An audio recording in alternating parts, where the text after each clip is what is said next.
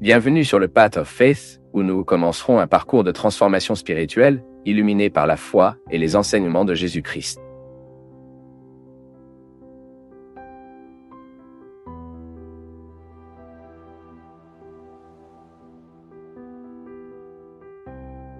Le père Fabio voulait vous demander une direction spirituelle sur le trouble bipolaire de l'humour. Je voulais vous demander si cette maladie que je souffre a un remède, n'a que le contrôle. Je me traite depuis de nombreuses années, mais je me demandais si le traitement peut vraiment donner un résultat. Je souffre beaucoup de cette maladie, et je voulais demander des conseils. Certes, mon peuple, combien de personnes souffrent aujourd'hui de troubles bipolaires? C'est une chose impressionnante, car cette maladie se développe entre nous. Le résultat du stress de cette vie moderne que nous menons, cette vie irrégulière. Donc la médecine a déjà beaucoup avancé, nous savons, je suis pas médecin, mais nous avons des informations selon lesquelles aujourd'hui il y a vraiment un traitement. Je ne sais pas si c'est du remède. C'est une bonne question que vous me posez. Car il y a des maladies qui n'ont vraiment pas de remède. Vous avez le contrôle de la maladie. Vous aurez toujours besoin de y faire face. Mais ce n'est pas un problème, non?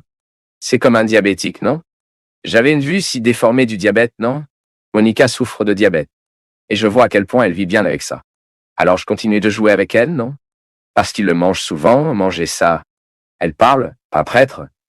J'ai un contrôle total. Je sais comment mesurer. Elle a déjà toutes ces technologies qui mesurent le glucose, qui mesurent cela, mesurent cela. Je trouve que c'est intéressant la façon dont il traite de cette limite. Pour elle, elle a intériorisé cela, je veux vivre pour toujours comme ça, et elle n'a plus créé de problème avec ça. Les gars, notre vie spirituelle est tout le temps. Elle doit changer notre comportement. Notre expérience de Dieu doit être pratique. Nous devons trouver dans ces choses dans la vie les raisons qui nous rendent nouveaux. Combien de fois dans notre âme les choses se produisent comme ça aussi? Combien de fois dans votre cœur ne sont pas bons? Vous vous sentez amer? Vous vous sentez déçu de tant de choses? Mais pour cela, vous n'avez pas de pilule. Pour cela, il n'y a pas de tablette. Et c'est très triste lorsque nous commençons à traiter le processus de dépression, le processus d'angoisse, l'anxiété avec des capsules. Si nous découvrons qu'il y a une maladie qui devra traiter le reste de nos vies, cela ne peut devenir une cause de souffrance pour nous. Bien sûr, nous souffrons. Je ne voulais pas. Je ne voudrais pas avoir à passer le reste de ma vie en prenant cette médecine bénie. Mais si à un moment de ma vie, cela m'arrive, cherchons la réconciliation avec cette situation.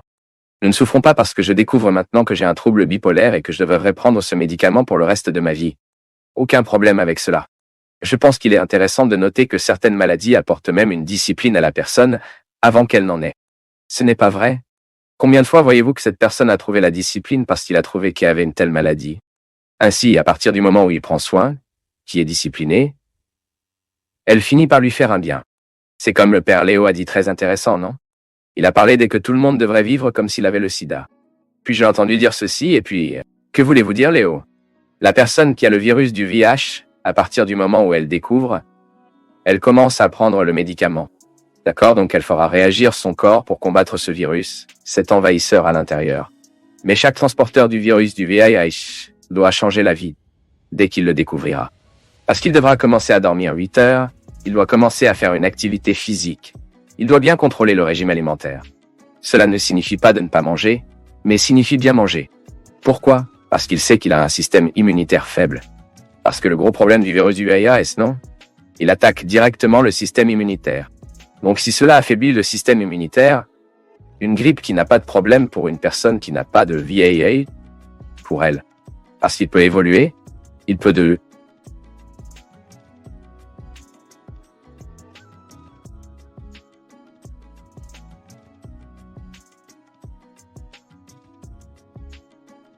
Pour nous, du Path of Faith, c'est toujours une joie d'être avec vous en ce moment.